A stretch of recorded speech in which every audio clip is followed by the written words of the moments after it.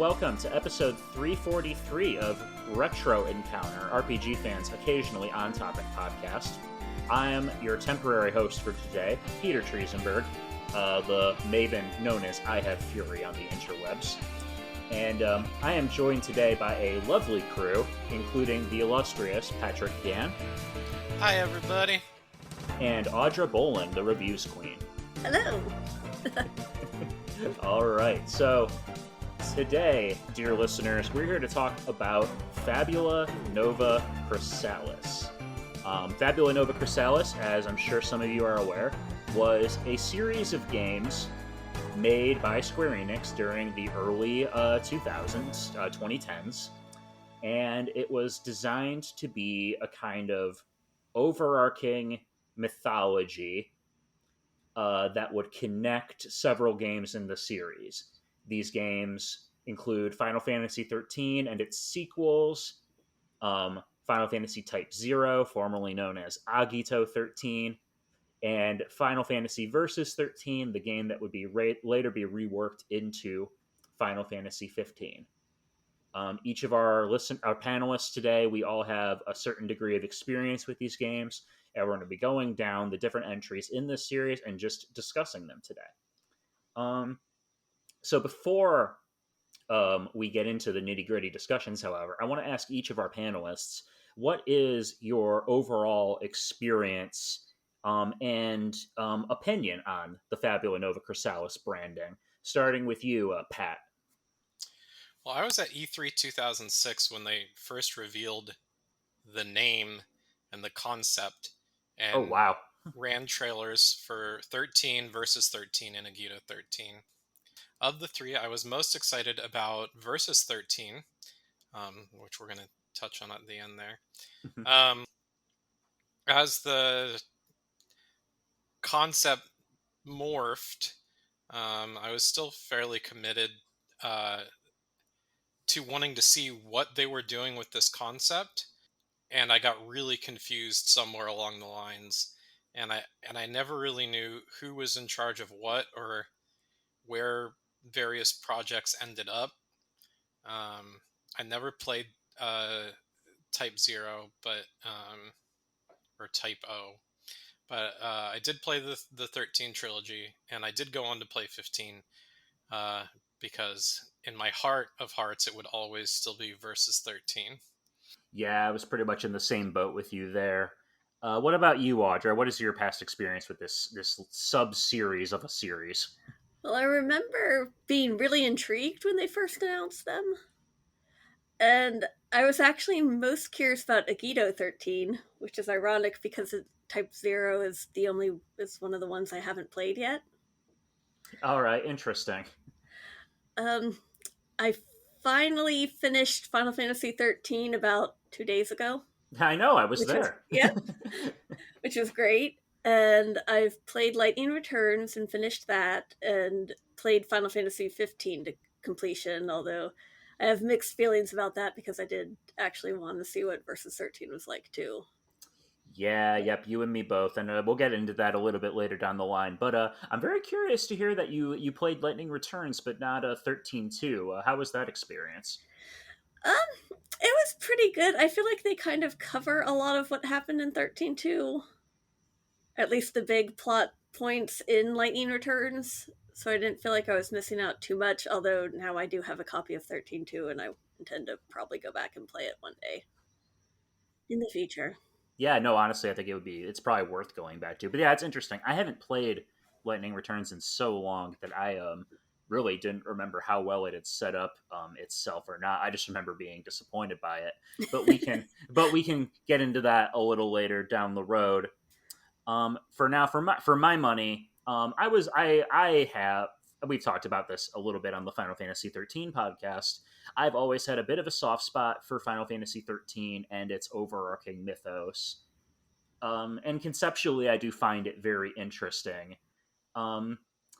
Execution, on the other hand, is a little bit lacking. As we've seen with these games, the initial concept of Final Fantasy XIII, Agito 13, and Versus 13 never came to pass. These games would be morphed into different titles over the course of their lifetimes. 13 would get 2 sequels that would kind of muddy the waters a little bit. And the creator of the Final Fantasy XIII series, the director Motomo Toriyama, at one point said he lamented that, and I quote, "The concept was so vast it resulted in creating obscure settings and a lack of explanation in the storyline." And to that I can only say, if your concept is so vast that your stories don't make any sense, maybe you need to readdress your concept a little bit. Yeah, in general, though, what the 13 games and Fabula Nova Crystallis in general all have in common are the overarching mythos of the gods, Lindsay, Pulse, and Etro, the search for Etro's gate, the gateway to the unseen realm or the realm of death, um, and the concept of Fal'Cie and l'Cie, these eldritch entities that bestow powers onto mortal beings, and those mortal beings are then branded for life and given a special task. This is all stuff that Final Fantasy XIII explored in great detail, but the other games in the series have their own interesting spin on the whole things, which we're going to get into now. So let's move on. We're going to talk about Final Fantasy XIII 2 to start, the direct sequel to Final Fantasy XIII that came out. I want to say it came out 2 years after Final Fantasy XIII, or am I misremembering? I thought it was a 2012 game. Yeah, I think it was about 2 years later. Yeah. December 15th, 2011 in Japan, and February 2012 in America. Okay, great. Cool. I'm not insane. So, Pat, I want actually to give the floor to you for a second, because I believe I can't remember if you, I think you said this in a group chat earlier, but didn't you say you platinumed 13 too? Yeah, I platinumed everything we're talking about today except Type O. Oh, The that's impressive. That is.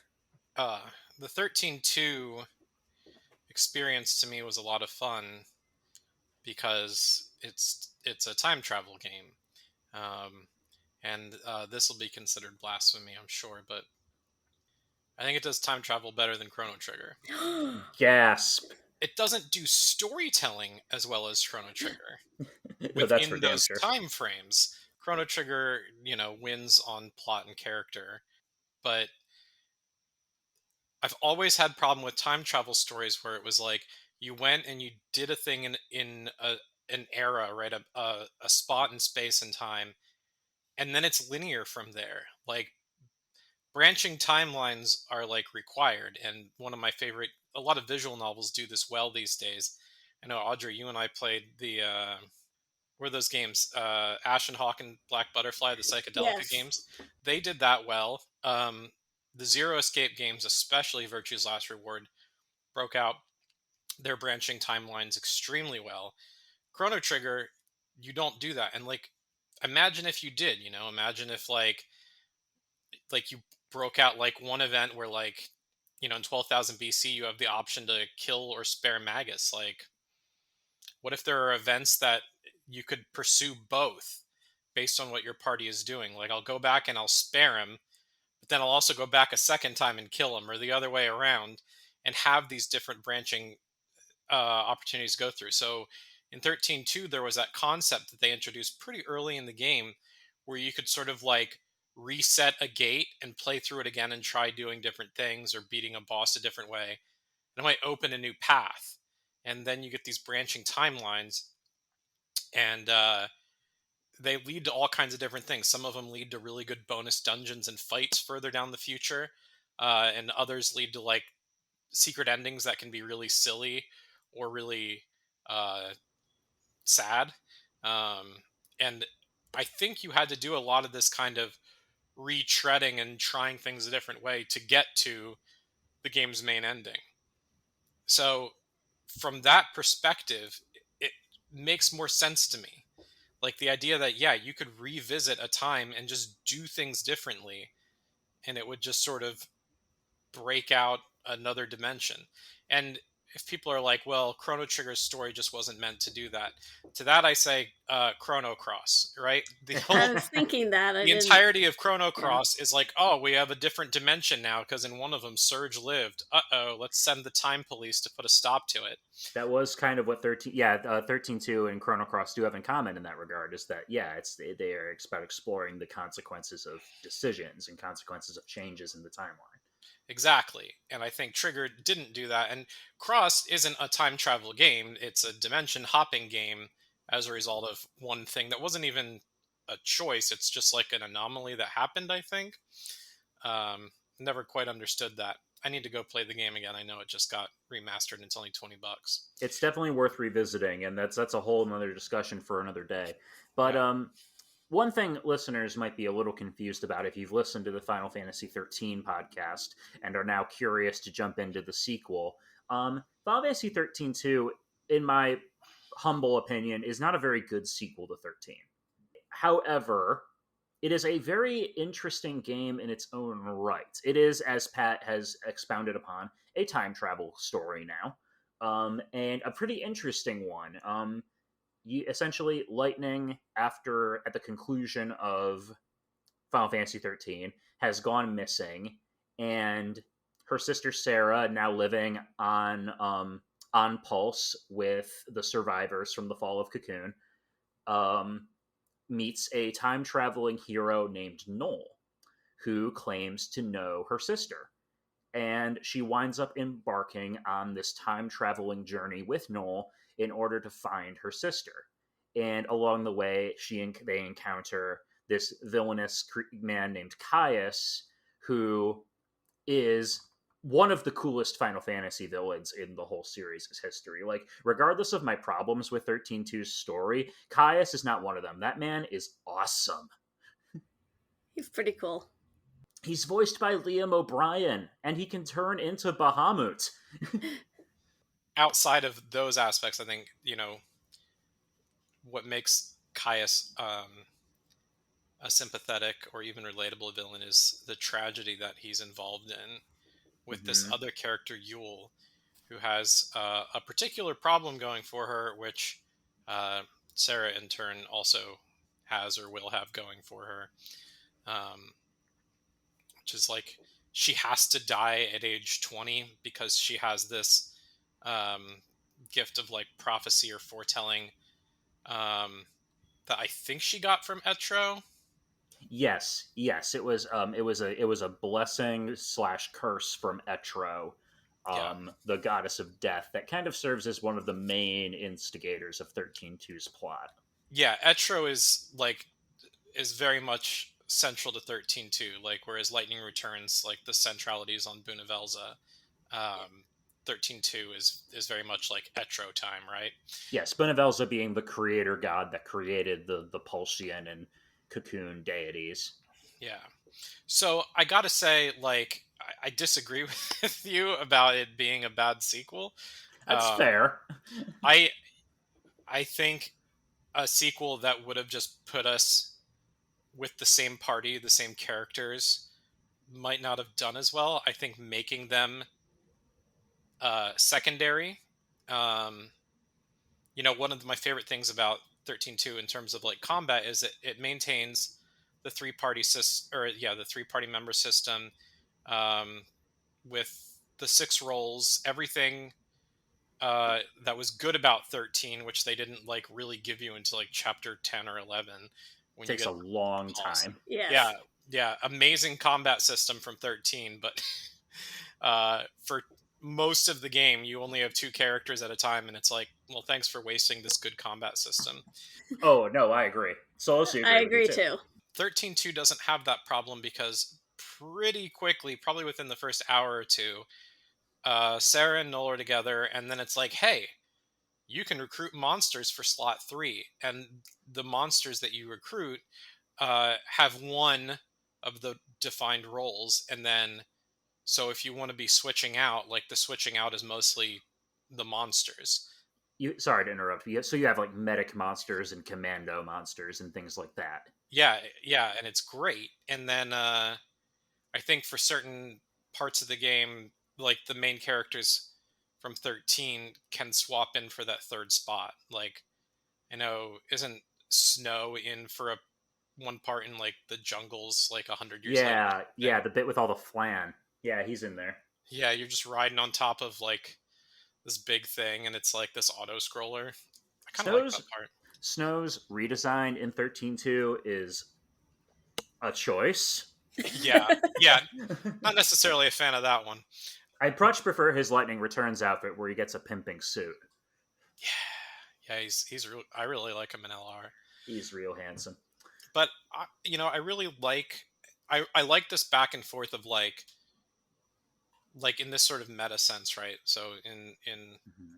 base 13, like Lightning's primary motivation is I want to save my sister, and Sarah's primary motivation in 13.2 is I want to save my sister, and then in Lightning Returns, Lightning's primary motivation is I I want want to to save my save my sister. sister, and then it turns into and also like the universe and like everyone's souls and stuff, which is pretty intense. It definitely escalates a little Yeah, bit. That's for dang sure. yeah. I do enjoy the monster collecting aspect of 13.2. That is always something I've been very fond of in JRPGs. Kind of like your Dragon Quest Fives. See, Sollosi, if you're listening to this episode, 13.2 is like Dragon Quest V. You should play it. Yep. There's so much. I think right. So story is a little questionable, though. I think I think when it's you very handle time questionable. travel in a story, it's not easy. I think there's a lot of like these like sort of generic quests with NPCs that I could not care less about, which I think also is a problem with Lightning Returns. Yeah, 13.2 Yes. and Lightning Returns were both made as a direct response to the main criticisms of 13. That is to say, this game is too linear. This game does not have NPCs. This game does not have any real side quests. And also, I believe they directly wanted to incorporate some elements of Western RPGs, since that was where the market was headed at the time, to the point that they added Mass Effect DLC to 13.2. Yeah, that's right. Yeah. I kind of liked those. I liked those skins. I did actually like Sarah's outfit in particular. It was quite cool in that one. Yeah, but that push to be more Western was kind of silly. Um, but I don't think 13.2 lost the game's identity too much, mostly because 13 was already sort of like uh, meandering its It way it had through. they had a lot to build upon. Right. So if you think about 13.2 as this big narrative that spans time and place, there's a lot of places that you get to visit. But it's the story about Etro and Etro's effect on humanity, and how humanity, uh, you know, wants to grapple with uncertainty by having answers. And like, if we had that opportunity, like, do you really want it? Because like, look at the awful fate that Yeul has, and then the awful fate that Caius has as her like protector, and like Mm-hmm. how tormented he is by just having to see. He talks about like in certain monologues where he's just like I've seen her die so many times, like you, because he doesn't, it isn't just that he lives this linear life, he also goes back and keeps trying to save her, which is Mm-hmm. another one of those like keep trying to go back in time and do things because he through his own way has access through time. Yeah, alongside being like badass in terms of his villainy, like you can understand why he experiences so much emotional pain and turmoil. He's very in keeping with Final Fantasy XIII's core theme of fighting fate or defying fate, because Caius is also fighting a never-ending struggle to free Yeul from Etro's curse. There is a wonderful scene from this game where he's holding her lifeless body, and he just kind of whispers to himself, like, "How much longer must we endure this?" Yeah. And again, O'Brien's performance absolutely sells what this character is going through, and it's probably one of the reasons that I think he's such a strong villain in the series' history. It's the central antagonist that 13 was lacking. Yeah. Yeah. Yeah. So, I mean, I'll just outright say it. So 13.2 is my favorite of the trilogy. It also has this might be blasphemy because actually Masashi Hamauzu is one of my favorite composers, but he actually contributed of the trilogy. He contributed the least to 13-2. 13-2 is mostly Naoshi Mizuta, who's known for doing like everything Final Fantasy XI, and Mitsuto Suzuki, who sort of like the trance EDM expert over at Square Enix. Somehow they managed to channel the soundscape of the first 13 incredibly well, and I actually think 13-2 as a result has the best soundtrack. It And is a wonderful soundtrack. and I think the vocal themes are a big part of that. Yeul's theme and Noel's theme. Noel's theme, if I could see the vocalist Kokia perform that like live with an orchestra, like I would pay thousands of I dollars love to see that. Kokia. I would like that song makes me cry, and like without fail every time I hear it. That line where beginning of verse 2 where she sings the line, hunting, searching for futures I've dreamed, and she does this like vibrato oscillation on the word dreamed. Like if that doesn't like crack your soul open, like you must have armor that I don't understand. It is a very good song. Yeah. Yeah. So musically, and I mean just aesthetically overall, musically and visually, like this is a game that can really, if you choose to invest in it, if you're looking for it, there's just so much good in this game. And one last thing I want to say about the plot, that it probably took me years to realize this is what they were doing. Like Noel and Sarah are like, they're like a variant of Caius and Yeul. They just don't know it yet. Yeah, no, they're definitely intended to mirror each other, with Sarah and Yeul having the same gift, and Noel and Caius having similar backgrounds and coming from the same place. They were both hunters from the end of the world and all that. Yeah. No, Yeah. they're definitely supposed to mirror each other, and then it's kind of unfortunate that they didn't really go anywhere with that in Lightning Returns, which we'll get into. I think the biggest tragedy about 13-2 is you get this awful, like very tragic surprise ending sequence, and you assume that Lightning Returns is really going to dig into that, and it kind of dances around it instead. But that, I mean, we'll go to that next. But I wish there was a more direct correlation, but they were trying to. I think they were trying to bite off so many things with Lightning Returns, that the whole idea of like there were four main places, and like the Knoll part was just one part, and you know what I mean. Yeah, no, I Yeah. totally hear you. So that's probably as good a time as any to transition into the next game. Yeah, so Lightning Returns Final Fantasy XIII is not to be confused with Final Fantasy XIII. Just kidding. But that was released a couple years after 13-2. It came out in 2013, 2014 for the PS3 and 360.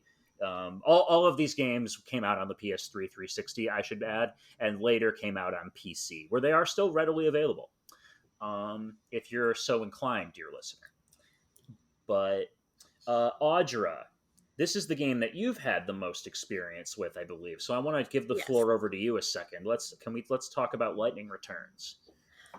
Well, basically, I don't want to say it picks up immediately after 13-2 because it's kind of hundreds of years after the fact. Basically, it goes into that, given the events of 13-2, the world's kind of gone to poop, pretty much. Yeah, that's definitely part of it. Yep. And like none of the survivors can age from the moment that the chaos was unleashed, and they can't have children anymore, so they're just spending like an eternity, I guess, in limbo, basically. Yeah, they're basically in limbo because Caius killed Etro, and in doing so killed the concept of time. Mm-hmm. So time and death. It's kind of like when Sisyphus, before he's punished, the Greek mythology of Sisyphus taking chains and tying up death itself, so that he can't die, and like no one dies for 30 days. Do you guys know this old Greek myth? Yeah. So yeah, I'm very familiar. We actually referenced it recently when we were talking about Hades. Such a good game. Hades is magnificent. So Yeah, it's kind of like Caius did that, but he didn't just tie up Etro. He put a stop to Etro, so it's like, oh, Yeah. no more death. So we're just kind of hanging. I always think about also, if anyone's seen The Good Place, it's kind of like the last two episodes of The Good Place, where they're trying to figure out what to do with the concept of eternity being boring. But Yeah. but that's not the only thing though, because Lightning Returns, doesn't it also seem to have like there's this encroaching like miasma, almost like the nothing that's like shrinking the viability of where people can live. Oh, well, basically, the world's going to end in about 13 days or so. Bunavelza brings back lightning to become the savior to collect souls, to like go into a new reborn world. Right away, this game kind of has a pretty dark premise. Like you're basically tasked with not saving the world initially, but preparing for the end of it. Mm-hmm. It kind of a like a Valkyrie role. Yeah. Yeah, yeah, very much so. Which makes sense considering her design in 13.2 is very Valkyrie esque. That's a good point. They should have, if you're gonna do a Mass Effect DLC, there should have been like a DLC to give Lightning like a Lenneth slash, yeah, Valkyrie That would have been outfit, cool. Valkyrie profile. That would have been rad. Oh, it could have been, but Lightning Returns does have an emphasis on outfits. Oh yes, it's as if um, the battle system from Final Fantasy XIII and then Final Fantasy X-2 had a baby. That's a really good way of describing it, actually. Yeah, so Lightning Returns has this focus on it's a single person battle system this time. You only Yes. control Lightning. There are no party members. But she gets to wear cool outfits called schema or schemata. I think it's schema for singular. Mm-hmm. Yeah, and that And, changes her appearance and gives her different abilities, like different mhm. jobs. Yeah, it's pretty much a job system that they've just masked as dress up, pretty dress up. Right. Oh, right. I had forgotten about this, and this is really important because it does essentially maintain a very similar concept to the rest of the games in the trilogy. Because even though you're playing as one character, the ATB bar is running simultaneously for the three outfits. Mm-hmm. So you get to directly control all three uh, schemata, which is basically kind of like if you were swapping through and controlling all three characters Yeah, like the in paradigm 13. switch and Yeah, Exactly. Yeah, that was a pretty wild idea. I think the biggest challenge was probably the execution of it visually and like in the actual combat. I mean, so many of the outfits just don't seem to be very fitting for her personality. this game has a very weird fixation on putting Lightning in different outfits, and Mm-hmm. I maybe I'm not the right person to be saying something like this, but I distinctly recall like Matomo Toriyama in interviews talking about how like he was like a little Oh, bit in love with Lightning and how they like made her cup size bigger in this game. yes, I recall that. So Oh, yeah, good. I'm glad it's not just me. I didn't know that. That's creepy. That's a little creepy, right? Like, in general, I think Lightning Returns does a grave disservice to its characters. Yes. They have pretty much everyone comes back from the original game, and like Noel comes into it, and Caius and Yeul. And so does Saz and Snow. Oh, And Zaz makes me so depressed because he doesn't do anything really. they wrote him out of this plot to the point that they Mhm. give Noel his Eidolon in the last cutscene. I know. Oh, right. Yes, they do. It was so sad. It was really sad. Like honestly, and this is really where when I say that 13.2 wasn't a good sequel to 13, Pat, I don't really mean that. Like I think gameplay wise, I think it is an improvement over that game. But when you take the trilogy as a whole, I don't think they form a cohesive A, B, C story. It's each of these games is doing something very different. And unfortunately, Lightning Returns is neither a good conclusion to the trilogy, nor is it a good sequel to 13.2 because the way they handle the Caius Yeul Noel stuff is frankly insulting. The one thing it does that I do give them credit for is I love Lumina. Lumina is very fun. Yeah, she's like the weird jester character who kind of looks like Sarah, right? Yeah.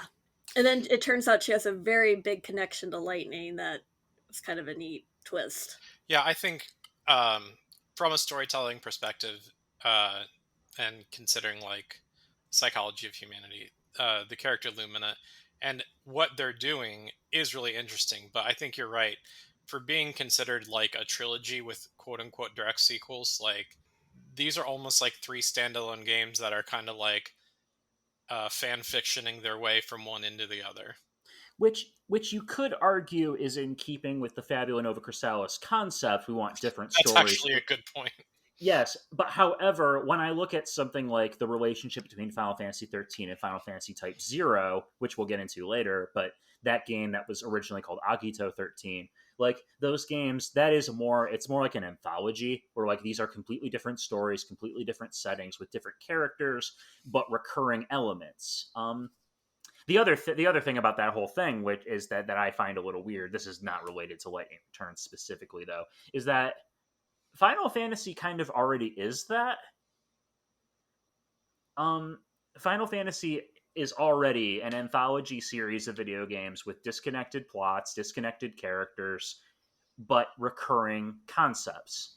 The concept of Yeah. crystals, warriors of light, the battle between light and darkness, recurring elements like chocobos, Chaos. moogles, chaos. Ugh, I'm gonna kill chaos. Oh man, if Jack Final Fantasy showed up in 13 too, like Caius wouldn't have stood a chance.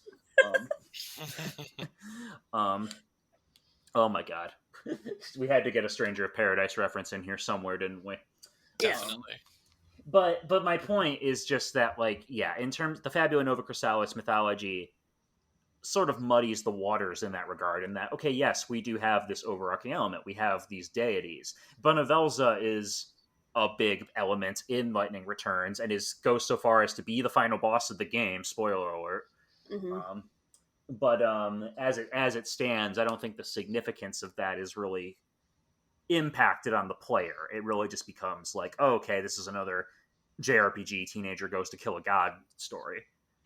I like how they all like group jump kicking in the end sequence. Yes. That is the most campy thing I have ever seen in a Final Fantasy game, and I kind of love it. It may sound like I'm kind of really down on this game, but okay, Audra, I think you and I both agree at least though that Lady Returns is still a very fun video game despite having a bad story. Fun. Yeah, it's like very fun, and yeah. I quite like the little they have a. It hasn't been fully translated, I don't think, but they had like a novel epilogue about what happens after the ending of the game, and I thought that was an interesting. Like what I've read about that, I was like, oh, why couldn't that have come out instead of the 15 novel? Isn't that also by Jun Aishima? Because I believe that I think it was Daisuke Watanabe. Oh, okay. So Daisuke Watanabe is the lead writer on the 13 trilogy. Yeah. Okay. Aishima is a story consultant on those games and also wrote most of the spin-off novels. Most of which have been translated into English and very recently too. I was bummed that one wasn't. It's like one about a reporter that's investigating people having new lives or remembrances of past lives and stuff. Yes, maybe we'll see it one of these days because I would be interested to read that myself. The 13 supplementary material. Well, we could go on a whole thing about how annoying it is that you have to read supplementary material to get more out of this story. It is they are interesting. 15's worse because you got games, movies, and all kinds of stuff. And it actually detracts from the story in that situation. But yeah. But yeah, Lightning Returns also being like the series' first attempt at an open world, having this Majora's Mask-esque ticking time clock that is nevertheless extremely generous. Yes, I usually don't like time limits in games, but I actually thought this one was pretty good, especially when you use the chronostasis and you can like freeze time for a little bit. Yeah, it like hardly ever becomes an issue that you actually run out of time to do what you need to do. It seems it's almost there just for like flavor. Mm-hmm. I think if you're trying to like quote unquote 100% Lightning Returns, that time management does become a little more intensive. So it's like if you're just going for the main plot, you're fine. But if you're really trying to save everybody and do all the things and get all the costumes and all that stuff, uh, you get the time crunch is real. I could Yeah. see that. Yeah, I could see that too. I haven't revisited this game since launch. Although, I mean, given my track record, the fact that I still have my PS3 hooked up, you never know. That's not an invitation. Don't put Lightning Returns on a poll, Sollosi. Uh, Do it. no. I think that's the thing that like it really is a fun game. Like I do think there's so much flawed about the premise, and I wish there was there's so much more that I wanted to do that I couldn't. Like before we started recording, like I think we were joking about Vanille being the Pope, and Yes. like I wanted to just like sit down and talk to Vanille and ask her 100 questions that essentially boil down to like WTF, and that's See, just not there. I want this that opportunity to just be like, what are you doing and why? Unfortunately, she kind of gets stuck in the end part of the story, so you don't really get a chance to really talk to her as much as some of the other characters even. It's the same with Snow, who Snow in this game has made a complete 180 from his 13 counterpart. Now he's this brooding loner of a man. He's about to turn Seath because somewhere down the line he became a Lassie again. Thanks to Cactuar, apparently. So thanks for that, Cactuar. Cactuar is a Falsi in this universe, huh? But now what? So Snow is now like the patron of this big city. He's like a leader. He's lonely. He's nihilistic. He's like kind of just waiting for the Seath curse to take him over so he can die. And then when he meets Lightning, even though they're ostensibly, I feel like on the same side, they just start fighting. And I feel like this whole story could have been resolved if she just sat down with all these characters and was just like, "Hey, this is what's happening. Can you help me?" Yeah, they don't do that ever, and that just doesn't make sense. I think Fang among all the characters is the one that's actually most like hospitable. And even she was because I reconnected with some of the things they were saying that she wasn't fully trusting Lightning. Right, but she was like the one like in all of the like plot subplot and events that you can do, like the one that's most willing to like help out and take her seriously. They don't she doesn't I think the reason she doesn't trust Lightning is because she's not sure it's actually lightning. Yeah, and she just doesn't know if she's connected to the place that Vanille's the Pope of. Right. She's like, you better not be on the side of Pope Land. Yeah, Because Fang wants The to free order. Vanille from Pope Land. That's Yes. like part of her thing. that's kind of So Fang's just back to her old tricks, trying to save her girlfriend, which is know at least Fang is still in character. That's consistent and that feels right. I like that. Yes, I did like the Fang and Vanille stuff. I always like the Fang and Vanille stuff. Yes. From a distance in a very healthy way. So the 13 games, as we've pretty much, I think we've covered pretty clearly, those games just have, in general, they're a very uneven experience. While I do still think there is value in them, I think gameplay-wise, if you're just looking for a fun, expansive JRPG to sink your teeth into, and you're maybe not super invested in this story, Lightning Returns can still be a lot of fun. If you are super invested in this story, then I'm sorry. That's a good way to sum it up, I think. Square would eventually put the Fabula Nova Crystallis branding to bed. They really kind of tried to distance themselves from it after the perceived failure of 13. However, we would still get one more game under that branding. This is Final Fantasy Type 0, which was originally released for the PlayStation Portable and later came out as an HD version on the PlayStation 4, complete with a demo for Final Fantasy XV, which was, I think, their main way of trying to sell that game. I'm getting Dragon Quest VIII, Final Fantasy XII vibes from this release. So I'm the only one here who's played Type 0, right? And am I correct in saying this? Yes, Correct. I know roughly the story.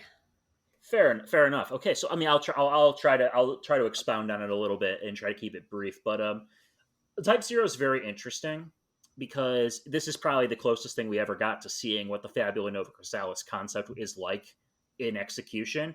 In that you have a completely new setting, this land of Orients that's perpetually at war with each other. Orients is split into 4 city-states. Each one of them has a crystal, and that crystal can turn people into l'Cie. l'Cie in the Type Zero verse are treated less like dangerous soldiers and more like nukes. Um, in Type Zero, there are 2 different kinds of l'Cie. They're now split into Primus and Secondus, and the deployment of l'Cie in battle is actually strictly forbidden. They have a codex, like a treaty between these 4 nation-states, kind of like the Geneva Conventions. I was gonna say this sounds like Geneva Convention. This game makes a lot of allusions to real war. Very early on, one of the city-states gets wiped out because one of them casts Ultima and destroys their capital. And the deployment of a l'Cie is treated like the release of a tactical nuke. It basically grinds the whole battle to a halt. Type Zero also does not screw around in its opening hours with this is going to be the Final Fantasy that's about war and death. A chocobo gets shot in the opening cutscene. Yeah. Yeah, I was replaying it again before we recorded this, and I'd forgotten how you have this whole sequence where this blood-soaked bird runs in and saves its owner from a bunch of soldiers, gets shot, and then the owner kind of is crawling towards it, trying to heal it, but he's not strong enough to cast a heal spell, and it's wow, this is grim. Whoa, Yeah. that's and intense. then, I really want to play this game. and then It the is. owner stuff Mhm. happens with the owner, which is sad too. Yeah. So, and Type Zero's other conceit is that in order to keep this perpetual battlefield going, the crystals, which are heavily implied to be, they're not called fal'Cie in the game, but they are connected to the goddess Lindsay and are heavily so basically, essentially, they fulfill the same purpose. They are sentient.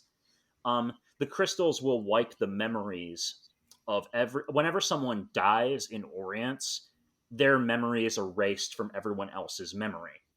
Well, there's actually a plot point in Lightning Returns as well. That was what the Bunazelza was trying to do with That's interesting. See, I forgot about that. Yeah, he was trying to get rid of everyone's memories of the people that died before the end of the world. Oh, right. Yep, so that is a recurring element, and that shows up again in Type Zero. They have a cemetery full of unmarked graves for people they don't remember anymore. Summons in this game. Your character can summon an Eidolon in battle. I should probably back up a bit. Final Fantasy Type Zero is an action RPG, and it is one for the PlayStation Portable. It was directed by Hajime Tabata, who would go on to direct Final Fantasy XV, and was also responsible for Crisis Core and the Third Birthday. So one of those games is good, and it's not the Third Birthday. But basically, he was very familiar with the PSP architecture. We never got the PSP version. We had to get the HD version, which is fine. It's very glossy and the conversion to HD isn't perfect, but it is a serviceable version of this game. But Type Zero being an action RPG with very fast-paced combat and an emphasis on scoring critical hits.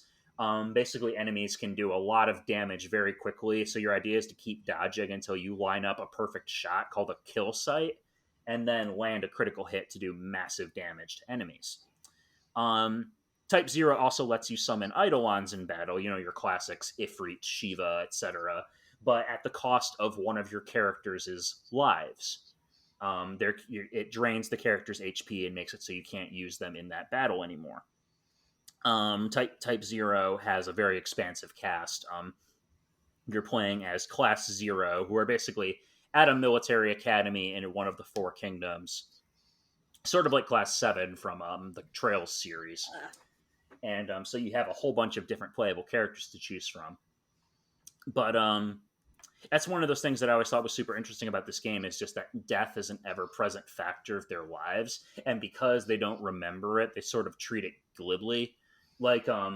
summoning in this game. There's cutscenes where you have like a group of summoners effectively performing a mass suicide because that's how they call the Eidolons forth.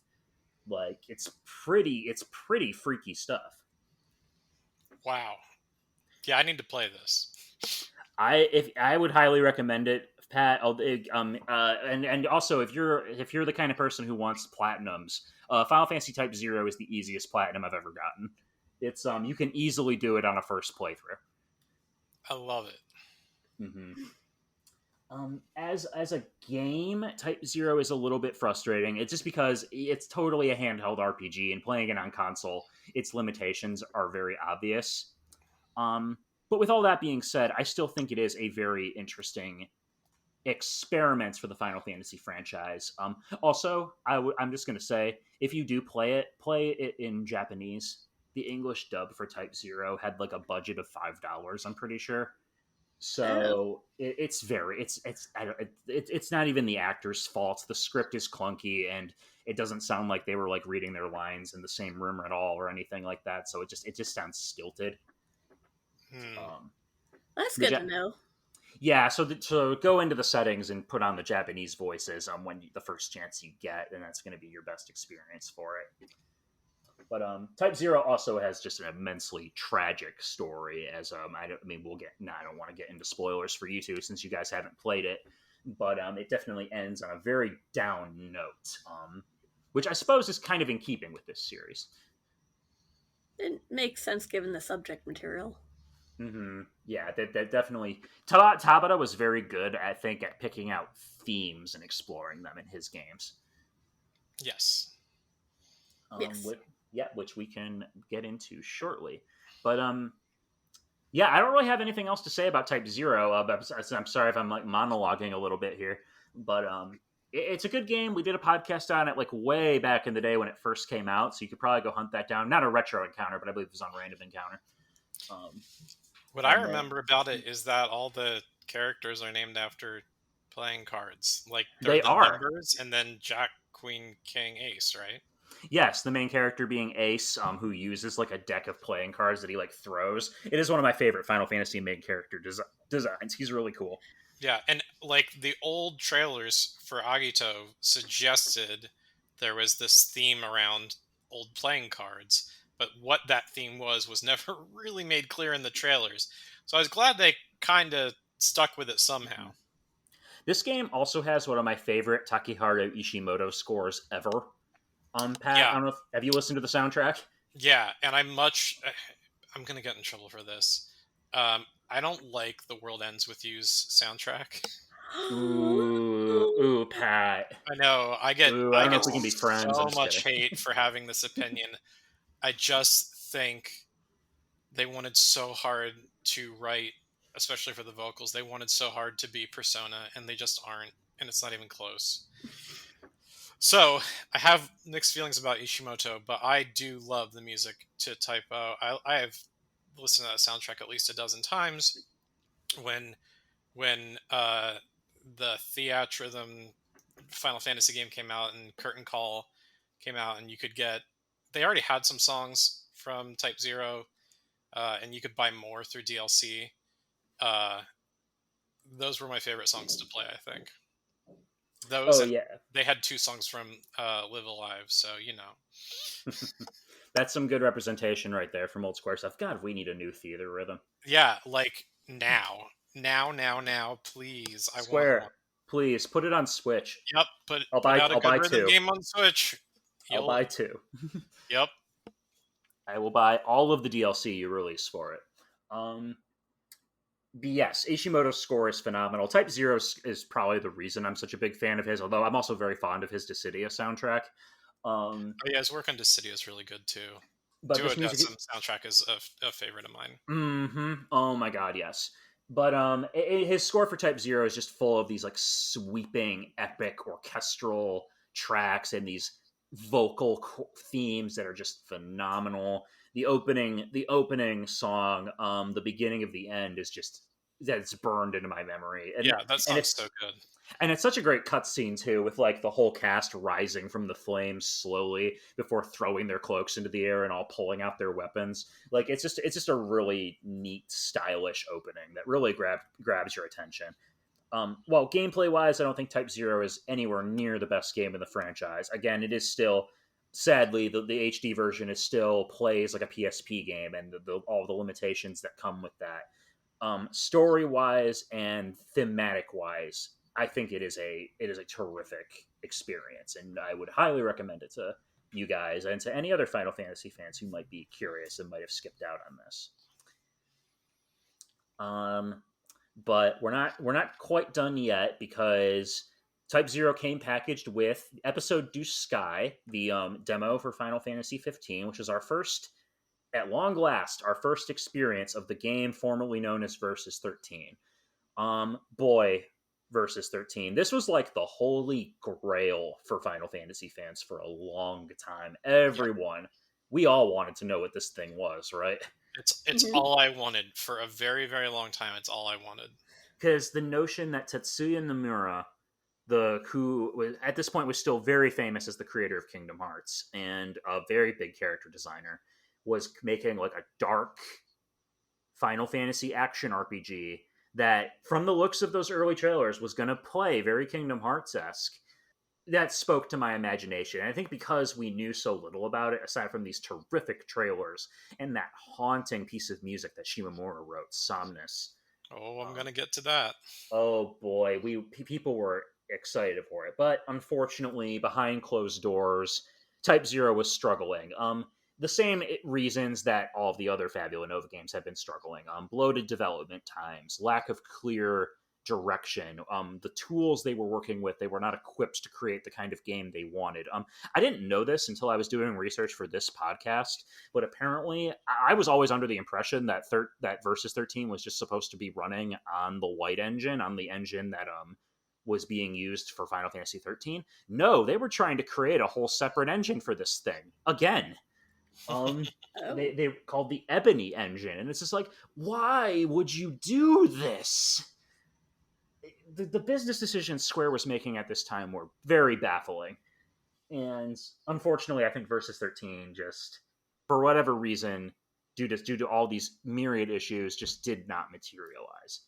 Instead, at E3 2013, we found out that the game was being rebranded as the next mainline entry to the Final Fantasy series, Final Fantasy XV. And that is also a very good reveal trailer. Yes, it is. Yes. That was cool. I was extremely hyped for that. Of course, it was all pre-rendered, and none of it resembles the final game in any way, shape, or form. But oh my god, imagine what if. But the game wouldn't come out until 2016. It had switched directors, Hajime Tabata, director of Type 0, which I think, all things considered, while I am kind of sad Nomura lost his spot in the game, I think Tabata was a pretty solid choice. I think so too. Yeah. He had experience with this franchise. He had experience with Fabula Nova Crystallis. Although the other thing about 15 is that it is really not a Fabula Nova game anymore. The references to the mythology have been all but scrubbed. Really the only things that remain are in the Kingsglaive movie. You can see the portrait of Etro in the background during one scene. I like that movie, for the record. I like it too, but it doesn't really work. And I wish that it was in the game. I just like that the main character is voiced in English by Aaron Paul. Aaron Paul voicing Nick. You just want him to be Jesse. You just want him to go, bitch! Yeah, so 15's development was similarly troubled. And I think that the final game came out and is more or less, I think, the game that was originally envisioned. It is an open world. It focuses on the main character, Prince Noctis, going on an adventure with his friends. A lot of those core concepts did carry through, but the game itself is pretty clearly unfinished and almost has a reverse problem of 13 in that it starts off really open and then becomes super linear. Yes. Yes, absolutely. But we all know that I like Final Fantasy 15. Can I get you guys' opinion? Let's start with you, Pat. I just want to go down with what do you think about this game? I had a lot of fun with it. I think you have to kind of turn off your critical mind if you want to get the most out of it. Like, I personally really loved the sequence with Leviathan and some of the things that happen around there with our friend Luna Freya, if you want her full name. Luna Freya, the heroine formerly known as Stella. Yeah. All of the criticism I've heard about that scene are probably warranted. That doesn't change the fact that in my mind, it's like a standout moment for me. Probably because I just didn't see it coming, but it's like people go, well, that's the problem with it. Like it seems to they did it just to do it, and it was mean. I don't know. I thought it was a great scene. I like most of the things that happen in the game. I think the game makes sense. I like all of the DLC, especially the Ignis DLC. The Ignis DLC is phenomenal. Yes. And Comrades is actually fun too. Comrades was fun. I thought it was kind of bland setting wise, but at the same time, it was gameplay wise, it was pretty fun. Yeah. So I think there's so much going on that you can make the argument that it might not be amazing, but it's fun enough to be like to invest in it. And I think had it been Versus 13, I think Versus 13 probably would have had similar flaws and similar triumphs. Like one of my favorite things from like an action RPG perspective, I can't remember the name of it. Do you guys remember that bonus dungeon where like the whole thing is just like an environment puzzle? There's no fighting. Pitias, the Pitias ruins. Yeah, and then like there's that statue that collapses at the end that you got to like balance. Like that felt so much like I felt like a kid playing Tomb Raider again. Like I was so happy playing that. And like yeah, its execution is a little but like it didn't stop me from like having way too much fun with it. And so I just think because I wanted Versus 13 so bad, maybe that's why I liked it so much. And Yoko Shimomura has two tribute albums to her. One came out in '08 and another in 2013. And in 2008, that album called Dramatica, the very best of Yoko Shimomura, has a bonus track tagged on it. And it was the trailer music for Versus 13. And it's labeled as such, on the packaging. So it says Somnus from Final Fantasy Versus 13. And then when you buy Memoria, which is the 2013 album, there's a bonus track on there, and I can't remember, it's Omnis. Omnis Lacrima. Yeah, it was Omnis Lacrima, and then it's attributed to Final Fantasy 15, right? Because by then they made the announcement and corrected the rebranding or whatever. I'm just so happy about two things with that song. Three things. One, it's an amazing song. That solo vocal operatic thing. It's like, it's one of Shimomura's best works, like hands down. I think that whole soundtrack is terrific. I do too, but I think that song, her early vision for what she wanted to do with this game is just so strong. And then two, that they didn't drop that song when they rebranded it. They still used it, and where it's used was such a huge surprise to me.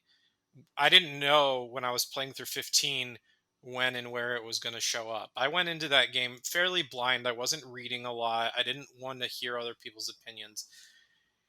And wow, when Somnus came in where it did, I was not expecting it, and it was just because you remember when you first boot up the game, you play. There's the vocal-less version on the title screen. Yeah, I remember. Right, and then you get to that part. Or can we spoil? We're spoiling, right? We've done a spoiler cast on this game. I think 15, the statute is up. Yeah, the Cerberus / Ifrit sequence. I think one of those 2 fights got like retconned in a The DLC. Cerberus was added in DLC, but basically it's the scene where you're in Insomnia. You return to the city at the end of the game, which would have had a lot more impact if you'd been there in the beginning of the game. Glares at Kingsglaive. Anyway, continue, Pat. Still, well, yeah, it still has a lot of impact. And when that song plays and you're just like, oh no, like, Yes. for Yeah, me, who had heard that song way back in '06, had a CD version of it that I still listen to Dramatica like 2 or 3 times a year. It's such a good album. Like, it's always worth pulling back out and listening to on long drives and stuff. Like, I don't know, my soundtrack collection has grown and shrunk many times over the years, depending on how much money I do or don't have. But Dramatica stays with. I have it signed by Yoko Shimomura. that's awesome. That's my humble wow. brag. Yeah, I have. She signed that and the old Live Alive soundtrack. So that's me. But I specifically had her sign Dramatica because of Somnus. That track just It's really good. It's really good. And I agree with you that was a moment for me in 15 where I was so excited to finally hear that in a video game that I think at the time I really was like willing to overlook a lot of the game's flaws. And to an extent I still am. I still think that it, like 13, has a lot of merit despite being, a fairly flawed video game in and of itself. I think what it does well, it does so well that I can't help but like it. Yes. So Audra, thank you for all that, Pat. I really do appreciate especially your insight on the music of the game. Is really, really phenomenal. Audra, can I get your thoughts on 15? Because I know that you've played this one too, right? Yeah, I've actually finished it around the time when it first came out. I haven't seen like in some of the new additions they've added in. Like they added some plot with Shiva and Ifrit. Yes, they did. They did add a lot of stuff after the fact. But I actually really liked it. I thought it was a fun road trip story, and I mean, it has some flaws, and I do think that the ending kind of has the opposite problem of it kind of has a weaker ending. Yeah, that's fair. But it actually was a good game. Speaking of weaker endings, you also read the book, same as I, didn't you? Yes, that was an interesting experience. That awful, awful book that they released. Dawn of the Future Final Fantasy 15 is intended to be. It was a write up of the unreleased DLC that they were gonna do, like the second wave of DLC that was gonna quote unquote finish the game and then also give us an alternate ending because people were a little miffed on the main ending. Oh, the wave that didn't happen. They are gonna have a Luna episode and an RNA episode. Yes. Is that it? They were going to do Arden, and they still did Arden. They released Arden, and it's the worst DLC for the game, and I do not recommend that you go play it because it kind of ruins his character. It's the only one I haven't played. I bought it, but I haven't played it yet. I reviewed it for the site when it first came out, and I wish I could go back and give it a lower score. Because in hindsight, it's fun to play, but story-wise, I do not like what it does to Arden's character. Arden went from being like one of my favorite Final Fantasy villains to being one of my least favorite because of that DLC. Ooh, that's not good. It really ruins his character, IMHO. Yeah, it's just one of those. Final 15 is a flawed experience, but it is ultimately still, I think, one worth having. Especially now that all the DLC is out and you can readily get it in one collection. Mm-hmm. Your download file is going to be enormous for it, but it might be worth it. Maybe. It had cute dogs too. It did have cute dogs. Yeah. Can you pet the dogs? There is a dedicated pet the dog button, I'm pretty sure. Yeah. I love that website that does reviews based on whether or not you can pet the dog. Remember the Lightning Returns dog? Yes. Never forget the low poly dog from Lightning Returns. I do want to, before we wrap this up, I do want to get into, while Final Fantasy XV is not part of Fabula Nova Crystallis, there are elements of its story that do retain connections. Namely, the idea that both Noctis and Luna get their powers from their crystals and are given a destiny that they have to fulfill is very similar to the concept of Fal'Cie and l'Cie. In fact, I would hazard a guess that they were intended to be l'Cie in the early draft for Final Fantasy Versus XIII, given those early trailers. there's also the concept of the demons, the enemies in Final Fantasy 15 all used to be people that were turned into monsters. That's also very Right. similar to the Seath. Very Seath, Seath. yeah. Very Seath. Yep. You can see those remnants. You're right. I hadn't thought about that. That's very true. I also think maybe the line of kings, and everything having to do, with Arden and all of that might have some Lassie-ish things going on. I always thought Arden was very similar to Caius in that regard. How they're Yep. like they were chosen by destiny at one point, but then felt betrayed by the entity that gave them their destiny. Caius being betrayed by Etro, Arden being betrayed by Bahamut / the Crystal. Yep. And also, I just found this out very recently. Apparently, in the Japanese, Noctis Lucis Caelum, Lucis is pronounced in Japanese as Lushishu, which is also the same way as it's pronounced and written the same way that Lassie is. Lassie is pronounced as Rushi in Japanese. Oh. So Lucis, Lassie. Apparently, also Caelum is also connected to Lassie because that is supposed to come from the French seal or CL, I believe. I'm probably butchering these other languages. I apologize. This is not my forte, but which is also connected to the Latin caelum for sky. So there definitely was a lot of attention paid, at the very least, to Noctis's name. Yeah. And how it connects to the Fabula Nova concept. But unfortunately, Fabula Nova Crystallis is forever going to remain a footnote in the Final Fantasy history as a very ambitious concept that maybe ultimately didn't pan out the way that it was supposed to, but we still got some pretty interesting games out of it. So thank you so much for joining me today, Pat and Audra. Do we have any final thoughts, any lingering thoughts on these games before we close out for the day? Starting with you, Audra.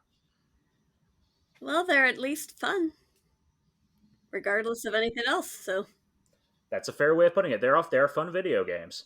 I think they're successful in that regard, Mm-hmm. in my opinion. Hey, there you go. Sometimes that's all you need. It's just a fun video game. And for you, Pat, closing thoughts?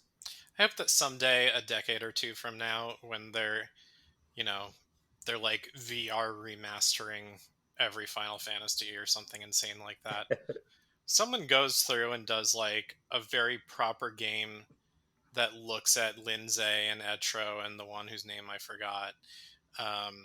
Pulse. And what is it? Pulse.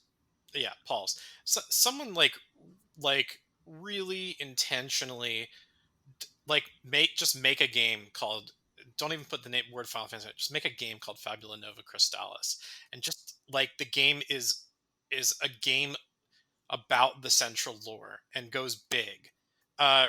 Resources were limited, time was limited, but also capability was limited in doing what I think they wanted to do with this story. And so like, maybe just do it later. Don't forget about it. Don't let it be a footnote, Square Enix. If you're still Square Enix, or if you're Sony Studios or whatever you are 10 years from now.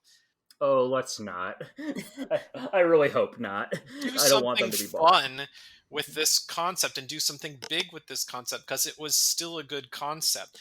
You don't have to try to retcon or tie all the stuff that we talked about today together, but just those gods and the lore, the Palsy, Lassie, do something big and awesome with it, because it's still a good concept. Hey man, I'm kind of like an Ivalice Alliance. Exactly. Yeah, Ivalice Alliance, or the whatever the bad mana one was, or World of Mana. World of Mana. See, yeah. I'm still over here waiting for Type 1 to this day. I want to revisit the World of Orients because Type 0 was really cool. Dang it. Well, they could, and if nothing else, I mean, if they just want to stick it in 14, there's been some really good Ivalice content in 14 as like that's side true. 14 is kind of the all-purpose. We're gonna dump this reference into this game. Yeah, and I think it's also a testing ground to see, to what extent fans find something interesting and participate in it. So do it there, and if you think it's good, give me Type 1, people. Give me Type 1. Yeah, I would be down. I mean, Tabata is no longer with Square Enix, but we do have the Luminous Productions working on Forspoken. So, which looks to be carrying on the torch, at the very least, for the kind of open world with magic concept that 15 was sort of envisioned as. So, which I'm very curious about that game. And I'll also Me too. say, like I said before, even if Tabata's not working for Square Enix, people do outside contracting to keep things going, you know? That's true. Yasumi Matsuna. Yep, you can still do it. You can still do it, guys. You can still make an awesome game using these concepts, using the lore, using sort of the basic premise, but do something other and don't be Big afraid. and bold. Yeah, go big and bold. That's my message. It's my message to the devs. You don't have to do it now, but do it someday. That'd be nice. Well, I know for sure at least three of us would definitely be interested in picking the things up where Fabula Nova Crystallis left off. Yes. But thank you, listeners, so much for tuning in to this episode of Retro Encounter. If you liked what you heard, then be sure to, like us, rate us, review us, wherever you listen to your podcasts, be that Spotify or wherever else. You can also be sure to check out our sister podcasts, Random Encounter and Rhythm Encounter, and all the other amazing content that RPGFan.com puts out. Read Pat's soundtrack reviews, read Audra's game reviews. They're all terrific. We also have a merch store now, so you can go to TeePublic and get a bunch of RPG Fan branded apparel. Maybe you'll be like Marcos Gaspar, and you'll be the second person to buy an RPG Fan onesie for their newborn child. Thank you so much for that, Marcos. By the way, that made my day. It was so cute. It's so adorable. Oh my god. Yeah, if I had another kid, they'd be wearing that onesie. Oh man. But as far as for what you have to look forward to from Retro Encounter, just keep an eye out, because during October we're going to be doing a month of adventure games. We're going to be playing Secret of Monkey Island, Broken Age, and The Wolf Among Us. So please look forward to those episodes. Thank you so much for joining us, dear listeners. As the man himself likes to say, good night and good luck.